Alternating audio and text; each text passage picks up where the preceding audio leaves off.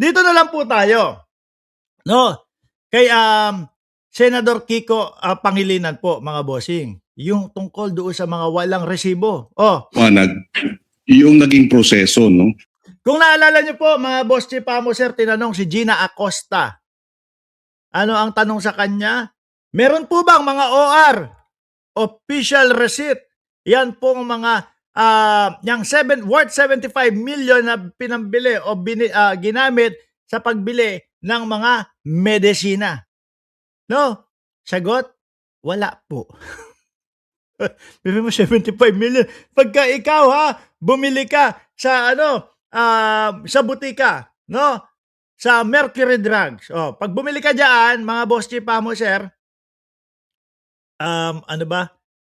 bumili ka ng isang biogesic. Isang piraso lang. Dumaan ka sa counter. Ito po yung aking bibilhin. No? Ito po yung aking bibilhin. Biogesic.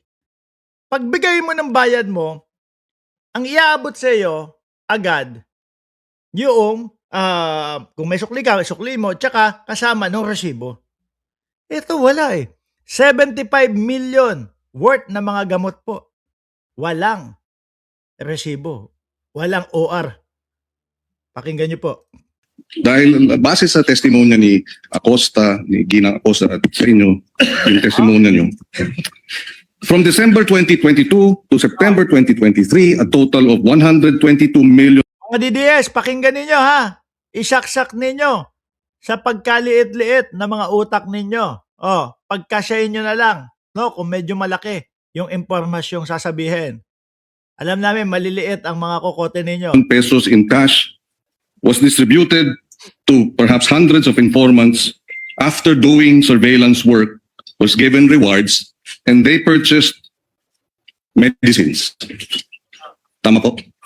Based on the information that was shared to me by the security officers. That's correct. Yun yung nangyari. Based on the information, sir. Bakit gamot? Would you know? Sir, I would not know, sir, but although based on the information that was shared to me by the security officer, those were parang yun po yung representation or yun daw po yung inilapit ng mga informants or agents that they need. Sabi ni Sir J. JR. Cordo, why we are expecting to this Bopol Robin nonsense is just a waste of taxpayer. He just a laughing cow. At the time. Bilang reward. Yes, as a Pero pera ang binigay, sabi ninyo, no? Yes, sir. Pero hindi nyo alam kung talagang gamot ang binili. I would have no idea, sir, on the implementation, sir. Dahil walang resibo. Acknowledgement receipt meron. Acknowledgement receipt, sir. You were head of the BA, no? Bids and Awards. Bids and awards. So familiar ka, pagka regular purchases, dapat may bidding ang medicines. Correct, sir. Diba? Yes, sir. So, kung yun ang pinaliwanag sa'yo, sa loob ng 9 na buwan, hindi mo ba tinanong o hindi mo ba sinita na dapat pagka medicines, dapat bidding? Kasi ako ang head ng Bids and Awards. Alam ko yan Alamin lahat. Sino yung makakapagbigay ng magandang presyo? Sino yung maganda ang kumpanya at epektibo?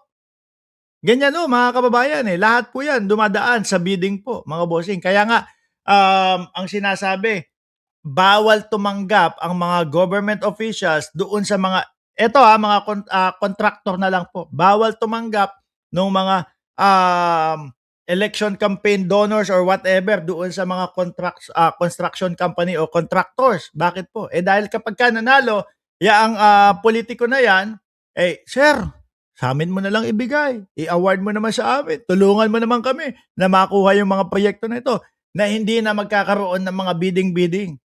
Na ang magiging end up po ng ating bayan, gagastos ng mas malaki po. Na pwedeng mabudol, na pwedeng maging substandard yung proyekto o maging bogus na lang po yung proyekto. Kaya kinakailangan ng masusing pagbibidding po, mga boss chief sir. Lalo na yung mga gamot din na po na yan. Sir, I was only made aware of the concern regarding the medicines and food supplies, sir, when the AOM, when we received the AOM, which was around October of 2023, sir. So that was parang almost 9 months after the 2022 na implementation for the confidential funds. Okay. So hindi mo alam kung bakit gamot, no? Sinabi lang sa'yo, no? Pero bilang in charge ng financial services, yun na nga. Gamot? Sino? 75 million na worth of gamot. At et cetera. At iba't iba pa. Mga bossing. Sino ang hihingi ng kapalit gamot doon sa ano?